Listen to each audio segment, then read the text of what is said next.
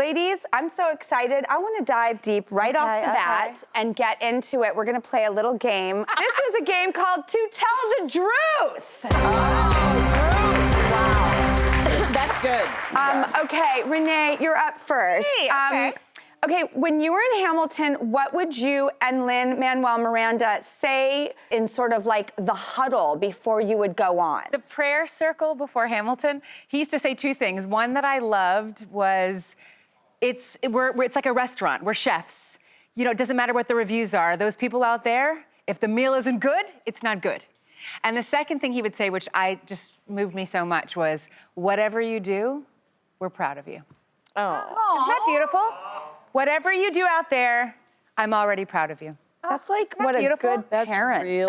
I was just going to say, that's a good parenting Is that what thing. a good parent says? We're going to talk about that too. Okay, Paula, Yes. you were a legendary writer on Saturday Night Live. I was lucky enough to get to be there in the years that you were there as well. You don't have to tell us who, but was there like a biggest tantrum that you ever saw backstage at SNL? The biggest tantrum I saw was actually for one of our anniversary shows. I remember someone getting so mad that rehearsal was taking so long, and they stormed down the hall out of 8H, storming, stomping with a couple people nervously behind them, and and because they were missing a Broadway show. And they kept going, thanks a lot, NBC. Thanks a lot, SNL. And they were in such a tantrum. I mean, everyone was looking at him storming out him. I'm gonna figure it out by the end of this show. By the end of this show, I already was going through it. I'm like, okay, And how I know long where ago this is was it, going. Paula? But he just stormed out and slammed any door he could and everything. And everyone kind of went, all right. Like, you did not throw a fit and scream at people. You just didn't do it. Well, that is the oddest parlay into my question for Sarah, because I was wondering, you know, you're starring on Broadway, you do these huge concerts, you have to be live, up front, show up. Have you ever had just something happening in your personal life, a physical discomfort? What do you do? You want to know what happens if I have to fart. That's what's happening, right?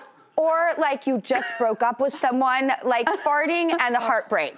What do you do? You know, I think in terms of the emotional stuff, you try to, there's just not a world in which you can't bring it with you somehow. And I think in the best case scenario, you can sort of fold that into the performance in some way that feels authentic. Now with As if it was written. fold it into the performance.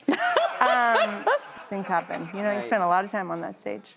I love it. Okay, Busy, what did you guys talk about in the car in that iconic scene that was literally not only I feel like it was on commercials for like 3 years. Like this scene was, because you're stuck in those cars for a long time. Yeah, we were. Like hours and days. So any juicy gossip, fun tidbits from the famous iconic scene? Well, mostly, this is true, mostly when they said cut, Sean and Marlon were asking us the lyrics to 1,000 Miles, and we were asking them the lyrics to the rap song and to help us learn that, except for Jennifer Carpenter, who came, she's in the car with us, and she came and knew the entire song.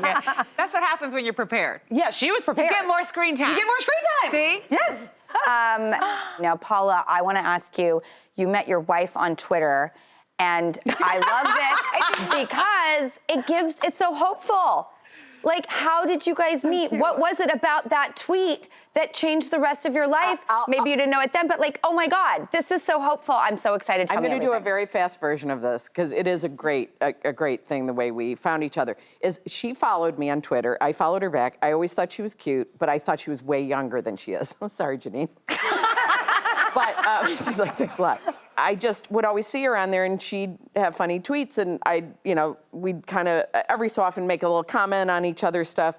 And then one day I was deeply, deeply, severely depressed for a couple years after divorce, and I told my dog sitter, come over, I'm gonna go to Joshua Tree with all my self-help books and wine and my crystals, and I'm Right. gonna go be by myself and ask the sky and ask whoever's up there to please guide me, because I am lost and I am deeply dark. And so I went and I just checked my internet like one time while I was there, and I see this tweet she put up that said, I was so depressed, I went to an Airbnb and I went to Joshua Tree.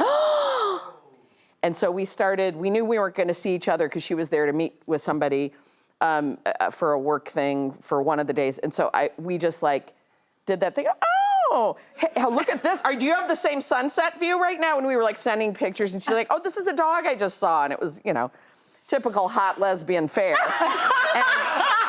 I was just like, and we just kept talking and talking. And then we had a date the next week, and then we're married now 4 years. We've been together 4 years, and we just got married.